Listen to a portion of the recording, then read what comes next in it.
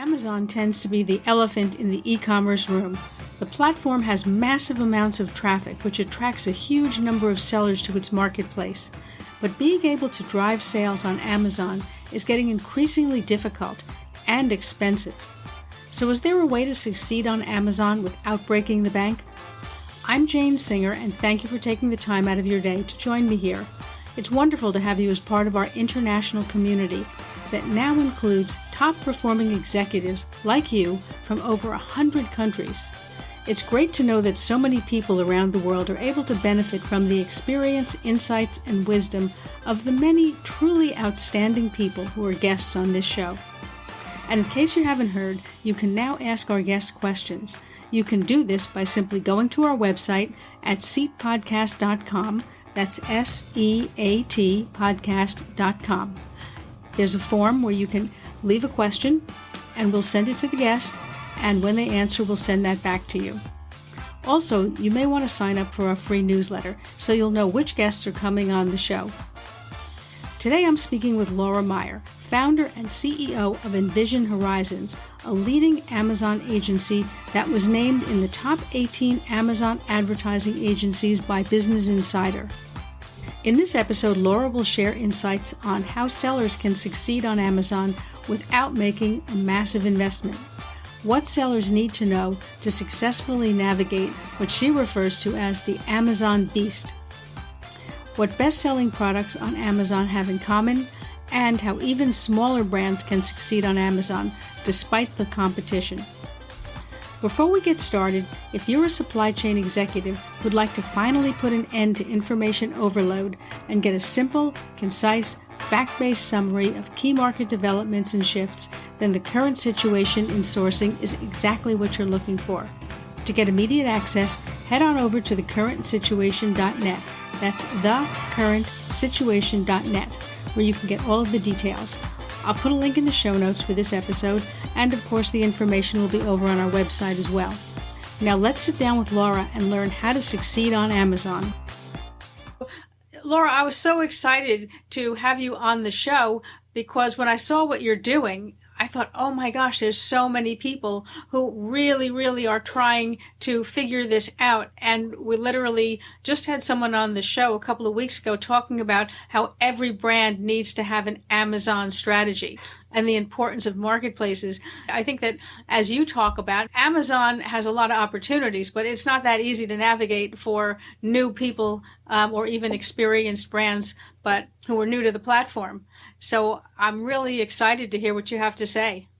Yeah, there's no question. Amazon has a lot going on, that it's always changing. And I will say, having worked for Amazon and now having run Envision Horizons for over 5 years, I still to this day get surprised. So, wow. And I have access to many brands of what's happening.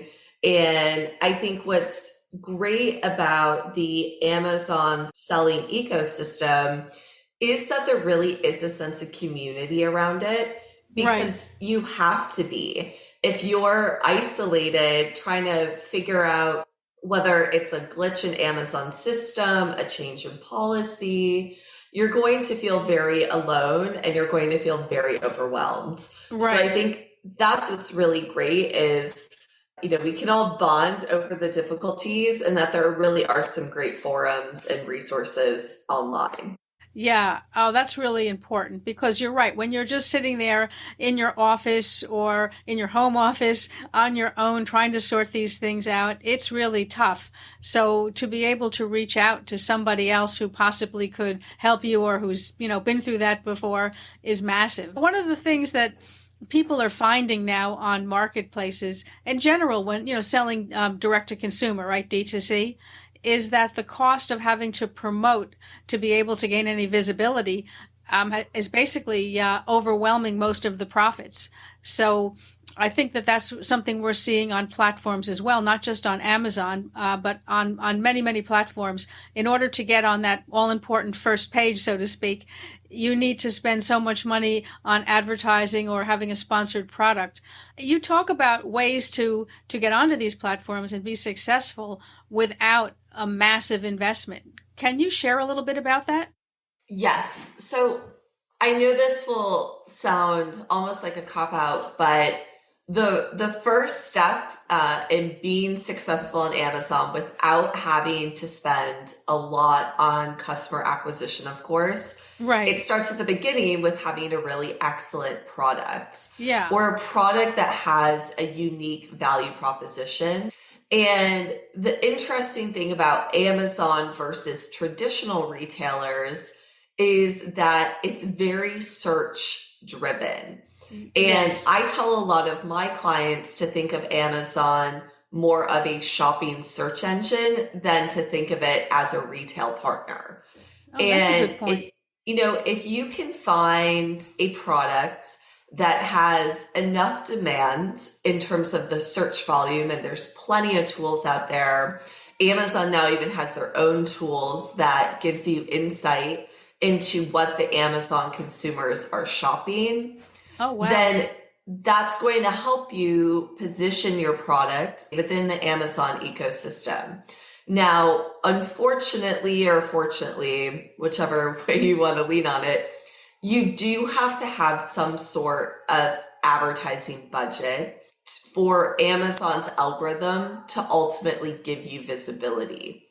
But if you are doing a lot to build brand awareness off of Amazon, whether that be really building a community through your social channels, or really leaning into various installations, pop-up shops, etc., that can create a natural demand for your brand on Amazon. We see Okay. direct correlations between a TikTok post or a TikTok influencer endorsing a product and instantly their Amazon sales increasing. But I guess to back it up, you really, to be successful on Amazon, you can't just upload products and hope that they sell. You have to be very strategic in the products that you want to sell and having a keyword strategy tied to every product is kind of step number one. Yeah, that I think that makes a lot of sense. So if I'm understanding you correctly, then with regard to Amazon, what you're really looking at is building awareness and building demand, so to speak, for your product through multiple channels outside of Amazon.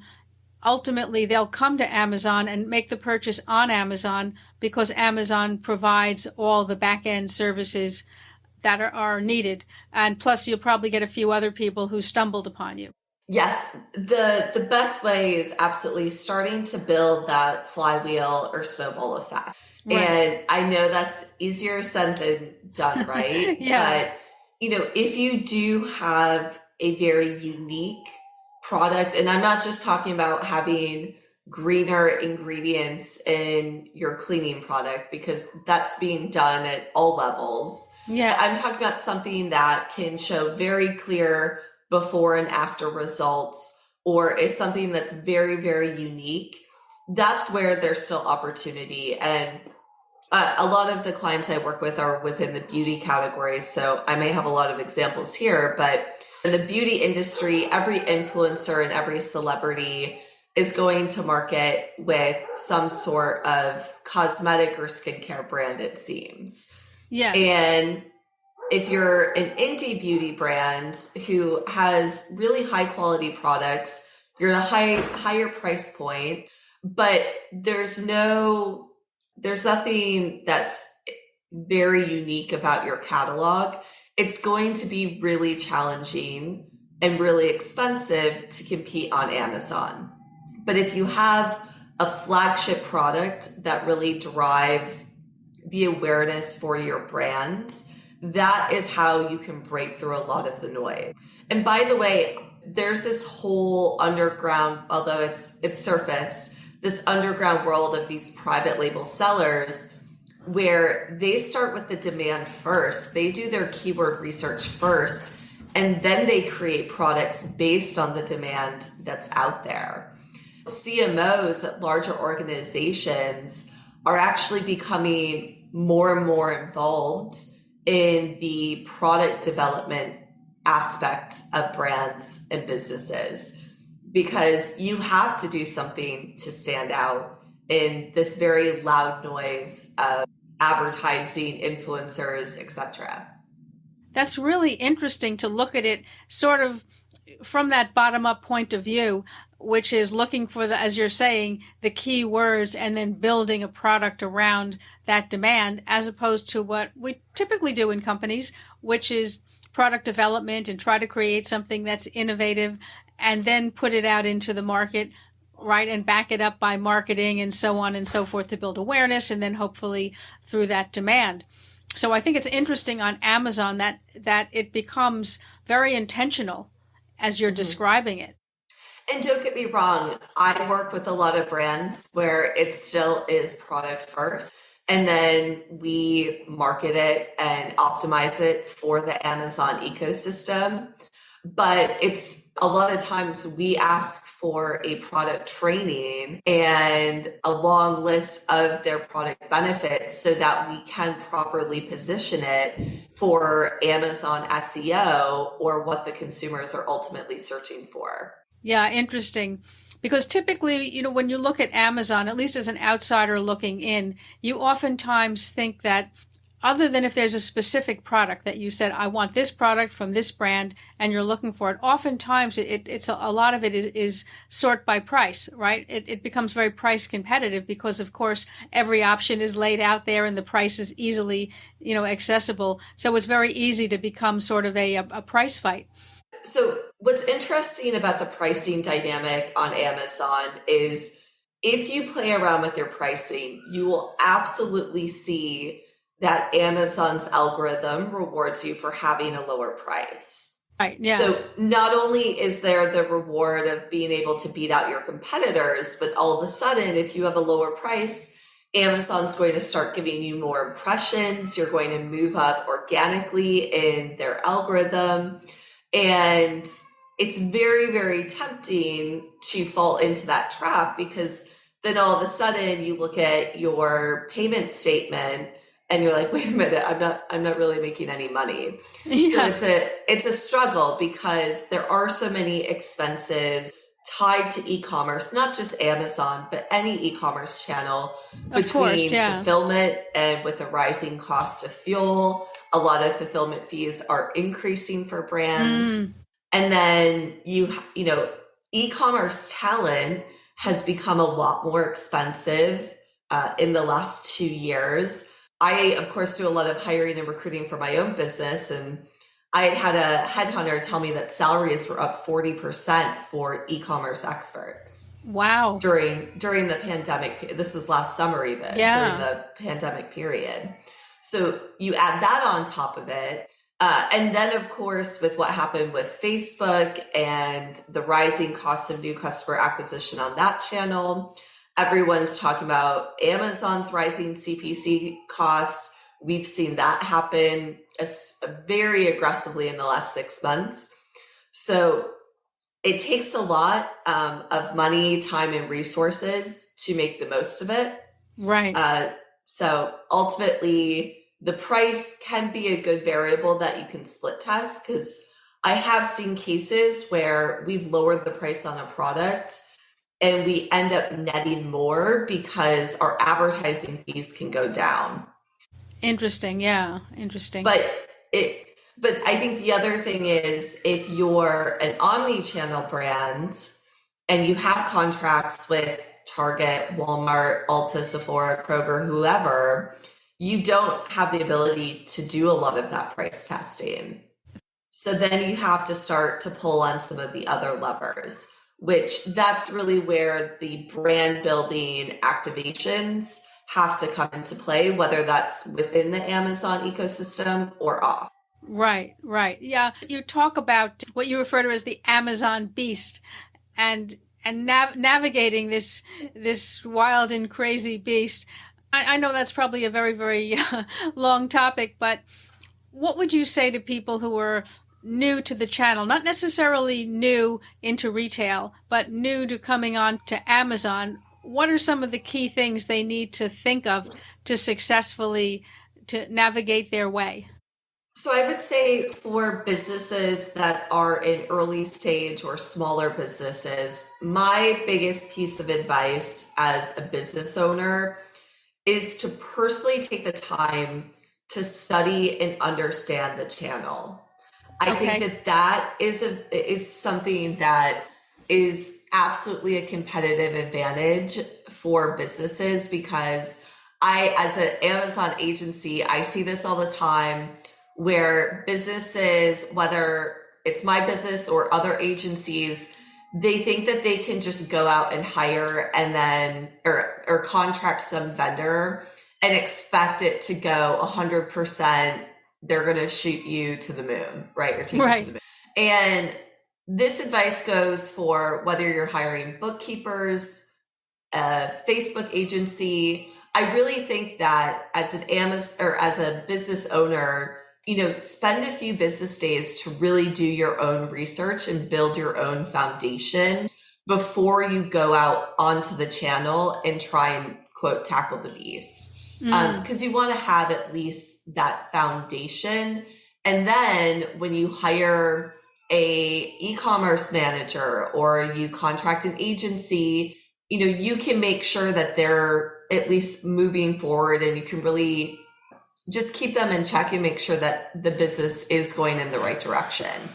And I say that because I've accepted or I've taken on a lot of businesses where maybe they were working with some other type of partner and they had some smoky mirrors and things weren't really moving in the right direction. Now, there's some amazing, reputable businesses out there, but I still think I have a great bookkeeper, but I still had to study up on my accounting 101 to make sure that things are being done properly and aligned with how I want to run my business. Right.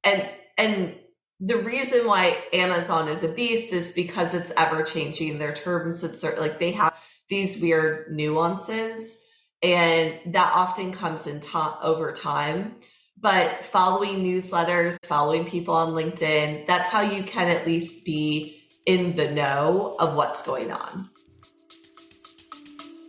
We're going to take a quick break now, and then we'll be right back. We were hiring when we were making 50 to 100K monthly losses. And why? Welcome to episode 1. I can't think of a single founder who's been around for a decent amount of time in business who hasn't had their tunnel of year. This was that year. We're going to be okay, yeah, Sheree. Some are going to hear this and think, you TDP. But hear me out. You only have to do the math to understand that very soon we were $500,000 down. Right. Yeah, I think it's important. I think that's something that really is valuable to know in advance because oftentimes we forget that and, we think that, we'll just hand this over to somebody else and they'll sort it out. But actually it is your product and you know your product and you know more of the parameters of that particular product in terms of what you can do with it and what pricing can be and so forth. So I think it's very good that you mentioned that as a seller, you also have to be hands-on and in a sense be a partner with the agency that you're working with. Now, when you have people who are new to the platform, what do you see as some of the key mistakes that they make or some of the key things that they either overlook or misunderstand? So one of the biggest mistakes that I see is brands passively list on Amazon. So let's say they'll come to me a year into it and they're like, oh, well, we just kind of listed these products to see what would happen, but they didn't allocate the time and the resources to properly manage or grow it. This is problematic for a few reasons. One, because maybe they got negative reviews on a product. Negative reviews on an Amazon listing is like a scar on your face that you can't have removed. It's going to be very, very expensive to try and overcome that through advertising or brand activations because there's definitely the shady side of the internet where there are people who do review manipulation. We don't condone that whatsoever. And also Amazon's gotten really, really good at tracking that down. So you have to make sure that you're managing customers' expectations properly. But then the other thing is there's somewhat of a honeymoon phase. This is more anecdotal. Okay. I don't have hard written evidence of this, but I know generally through my time selling on Amazon that there's this honeymoon phase. And if your product falls flat in the first 90 days, even 6 months, it's very hard to recover because now the algorithm has data that this is a slow moving product. So you really then have to almost do a relaunch, which is expensive, to build up that momentum. So that goes back to my earlier point of when you go and you sell on Amazon, you have to be very strategic and making sure that you're launching the right products. You're not just going and listing 50 SKUs that you have in your catalog. It's better to start slow and to build on that and introduce the new products properly than do what I call like the spray and pray method and see what happens. The other mistake I see is businesses using Amazon as a liquidation channel. That never works. I can just tell you now, unless you're a very, very well-known brand with a lot of notoriety, or they don't want to list their top sellers on Amazon because they're afraid of cannibalizing their own D2C. The problem and this is something that is a common discussion that I have, but if you're going to allocate the resources, the money, and the general time to sell on Amazon, you're doing it because it's a new customer acquisition channel for you. And it's just like launching in any new retailer. You're not going to launch in another retailer without your best seller. That's your flagship product. That's what customers know you for. Or it's the product that historically has had the best first impression for these new customers. So why would you remove that in fear of cannibalizing your own D2C? And I fully understand that Amazon is less margin, although depending with what you're spending to drive traffic to your D2C now, that's probably getting a little bit closer. Yeah, but true.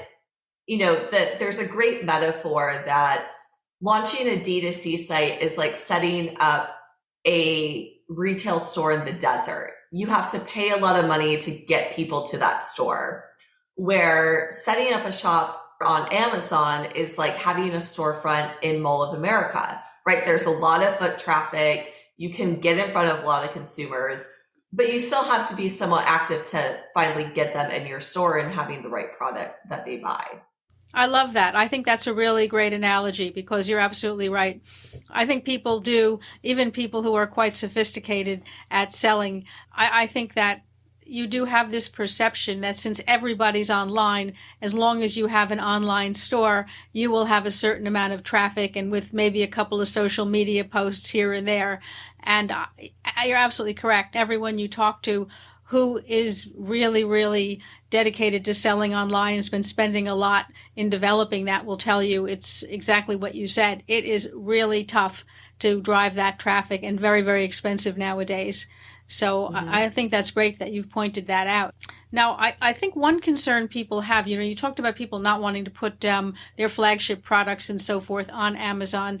And some brands have had concerns about people selling knockoffs on Amazon, that Amazon has not been as vigilant. I know they try to get rid of counterfeits. So there have been brands that are nervous about that. What have you seen with regard to that?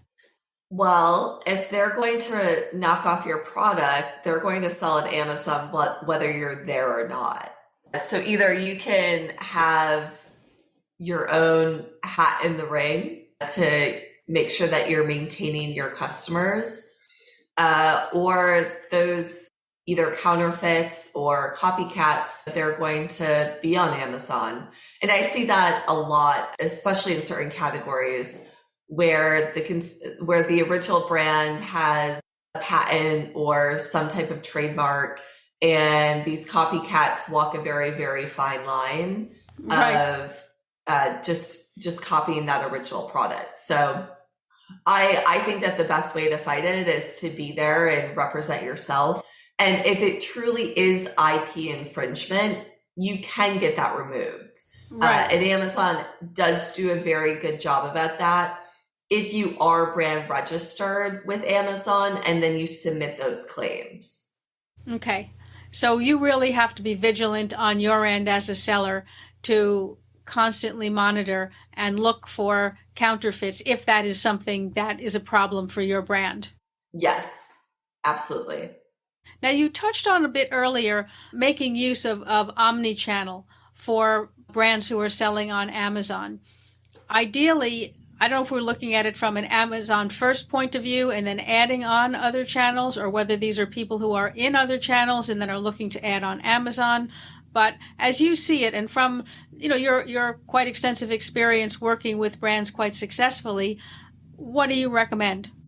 So when it comes to your omni-channel strategy, it really depends what is your priority for your brand. So let's say hypothetically you are an emerging beauty brand and you really want to sell in Sephora. Sephora and Amazon do not get along. So if you really feel like you have to be in Sephora to be successful for your business, then you should prioritize Sephora and then have Amazon as a part of your 5-year plan. Okay. If you are a direct-to-consumer business where you're building your own Shopify or Magento or whatever business, then that's great. I think you can build the two in unison.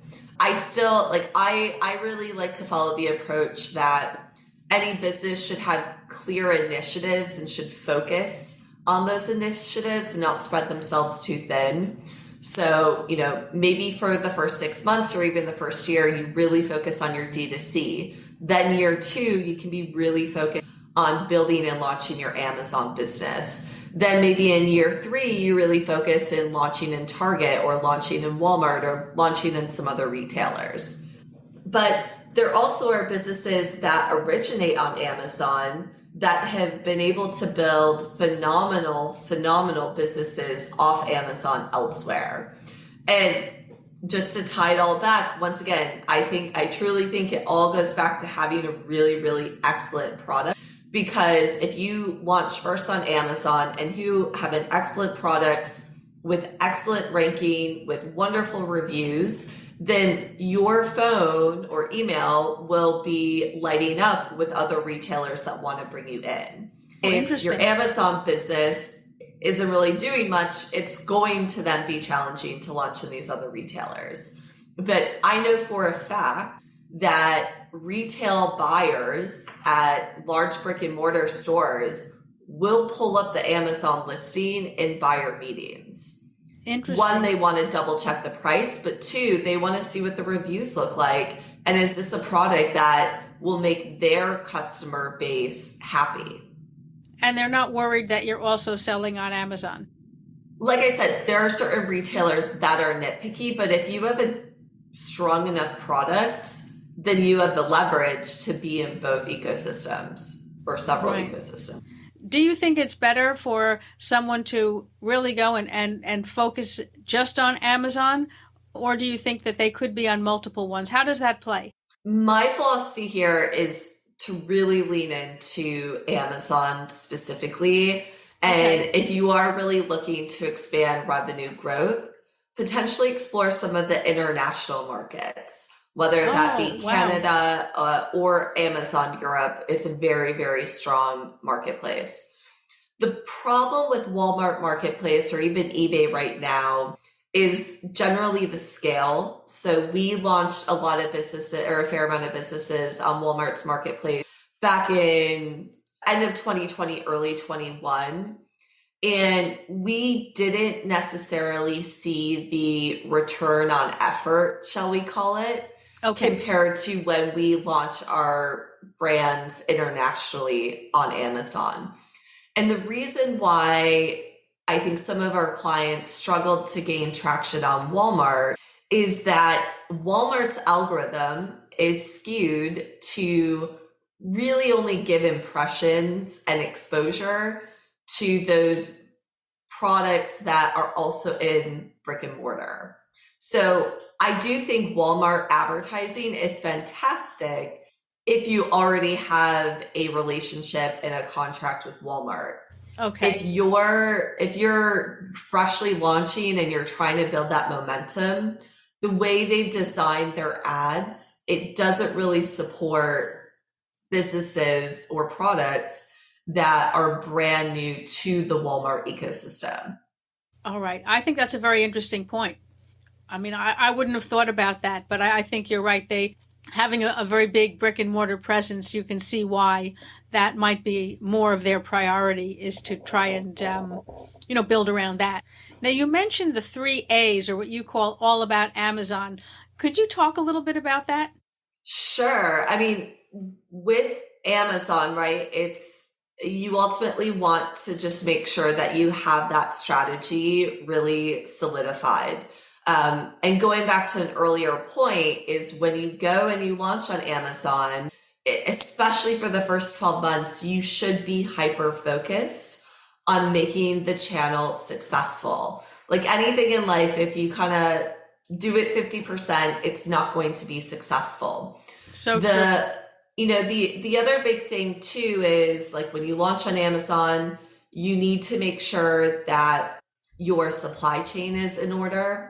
So that's a mistake I see of new sellers that I didn't mention earlier is they launch on Amazon. They're actually really successful in their launch and then they go out of stock. Oh. And if you continue to go out of stock, that can be problematic for your ranking on Amazon. Amazon's algorithm will actually crutch you if you go out of stock frequently or for really long extended periods. So that's one thing is you have to do the demand planning when you go to the platform and making sure that you're aligned there. And then, making sure that you have really, really good imagery. Some of the other things that I was actually discussing with my team last week is the change in product packaging that is happening because of e-commerce. Oh, so yes. When you think about packaging, even 10 years ago, packaging when it was just on shelves would have a lot of information on it. There were color ways that people would try and use to stand out above the sea or, within the sea of product. It's a digital shelf. It's this Amazon SERP or the Instagram feed or whatever it is. And having really bright colors, really bold font of what the product is actually more important now than having as much information as you possibly can on the product packaging. Interesting. So even thinking about if you do want to sell on Amazon, okay, or online in general, how can I tweak my packaging or what my main product image is going to look like so that I can stand out above the rest? Once I have that ranking, that's great, but how do I increase my click-through rates and get all of the or as much traffic as possible to my product listing? Right. Yeah, I think that's a really good point. You don't really think about that, but it's true. When you're selling online, the criteria, the visual criteria, so to speak, to attract people is definitely different than when someone's walking into a shop and seeing things on the selling floor. Other than color and probably pattern and so forth, are there other things that make a particular product listing stand out that people might tend to overlook? It's amazing how important general photo editing is and making sure that the image is cropped correctly, right? Like if it's zoomed out, the product is going to look really small in the search results page. Right. And these are just things that get overlooked, right? You're like, oh, here's my e-commerce image. Let me just upload it. Why is my product not selling? Yeah. One of my biggest pieces of advice for businesses selling on Amazon is it's so easy to get caught up in the back end. You're chasing down inventory. Maybe a listing gets suppressed and you have to figure out what's going on. There's all of these distractions, but and I tell all my account managers to do this as well is carve out time, put it on your calendar, literally block it out and just spend time searching your product on Amazon and finding your product as if you were a consumer and looking at it through the lens of a consumer. And, am I instinctually drawn to click on this product? And be really honest with yourself. If the answer is no, think about what you can do then to better optimize it so that you can turn that no into a yes. Or once I'm on the product detail page, what information is missing? What do I know about the product that isn't so clear for the consumers that are coming to the page? And just spending that time thinking about your business, the whole concept of working on, that's the example of working on your business. Right. Because it's, you're thinking more strategically versus getting buried in your business and replying to buyer messages, running like a chicken with its head cut off, which is very easy to do because there's so many reports, there's so many metrics to track on Amazon. Yeah, I think that's a really good point. And you're right. I mean, it's difficult when you're working in e-commerce because it's 24/7. You do tend to get caught up right on that hamster wheel. It's very hard to get off of that. Now, I think when you look at Amazon nowadays, particularly because it's so competitive, you start to feel that you can't really succeed on Amazon unless you're a fairly big player. You have to have the resources, of course, financial resources. Are there still opportunities for smaller players to succeed on Amazon? Absolutely. It's not as if Amazon is a ship that has already sailed. Okay. It's no question more competitive than it was even 5 years ago when I started my business. But, and I know I'm a broken record here, if you have a really strong product and a really strong value proposition that you can bring, then you can, what I think is so powerful about social media is that if you put an emphasis on it, you can really build a strong community there first and build kind of that cult following of your brands. And then that gives you the social gratification that this is a product that has the potential to be successful. And it's just in general, building that momentum for your business that, where I see smaller, medium-sized businesses fail on Amazon is when they make the mistake of biting off more than they can chew. And they launch on Amazon, but they're also doing 20 other things. And they have 20 initiatives that they want to get to this month. And that's just not realistic. Because Amazon is a large beast, for a smaller, medium-sized business to be successful, they really have to be disciplined and commit to Amazon for a period of time. And by the way, maybe it isn't a channel that's not going to work for them, but that's the beauty of testing and making the commitment correctly rather than letting it kind of string along for several years and you lose a bunch of money on it. Identify what that test looks like for your business. Is it 6 months? Is it 12 months? What can you afford? And build a forecast, build kind of these benchmarks or KPIs that you want to hit during that period that are realistic. And then there are going to be cases too where just having that hyper focus starts to build the momentum. And then that's where you can then start to afford hiring someone to manage it for you. And then as the leader within your organization, you can start to think of other new revenue opportunities for your business, whether that's new product innovation or new channel expansion.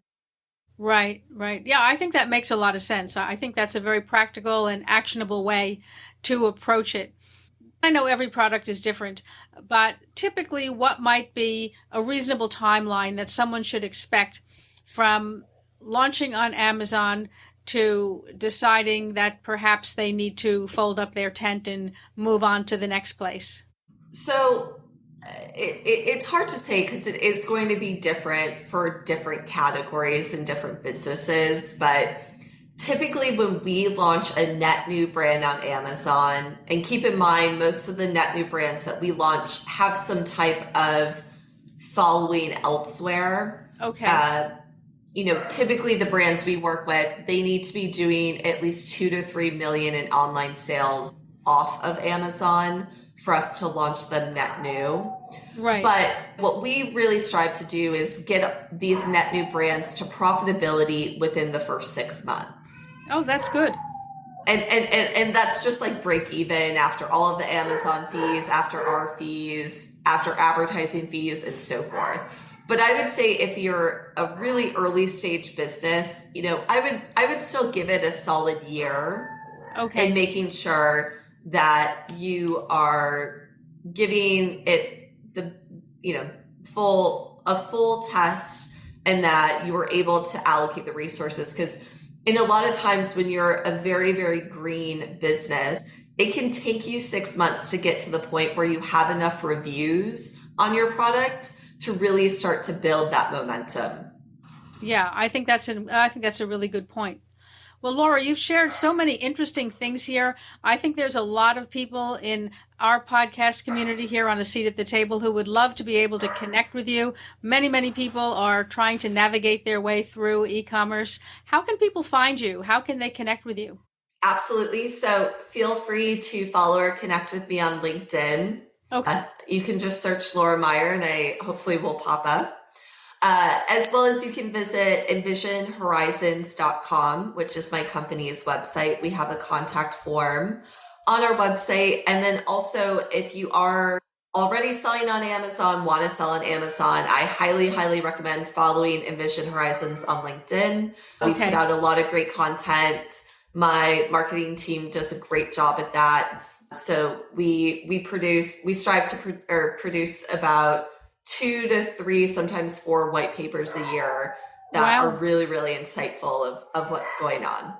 Excellent. Well, I'll also include those in the show notes for this episode. And of course, the links will be over on our podcast website at seatpodcast.com. So people will be able to find you. And thank you again for joining us today. Thank you so much. It was a pleasure. Thank you for tuning into A Seat at the Table. If you enjoyed this episode or learned something from it, I'd love to hear about it. Your feedback powers this show. If you'd like to support the show, please hit the subscribe button so you never miss an episode. Also, share episodes you found valuable on LinkedIn or other social media, and call out your biggest insight or takeaway from the program. And don't forget to tag me, Jane Singer. I'd love to see which episodes you like best. And if you have time, please leave a review on any of the major podcast channels. As I mentioned at the beginning of this podcast, A Seat at the Table has a new feature. If you've ever listened to a podcast and thought, I have a question, well, now you can ask. I'll be letting you know about upcoming guests on our show, and you can send in questions. Also, you can ask questions after the show, and we'll forward them to our guests for feedback. If you'd like to participate or just want to learn more, head on over to our website at seatpodcast.com. That's SEAT podcast.com for all of the details. The links will also be in the show notes. You can leave any thoughts, feedback, or suggestions there, and yes, I will read them. Thank you for joining me today and for supporting the show. I'm Jane Singer, and I'll see you in the next episode of A Seat at the Table.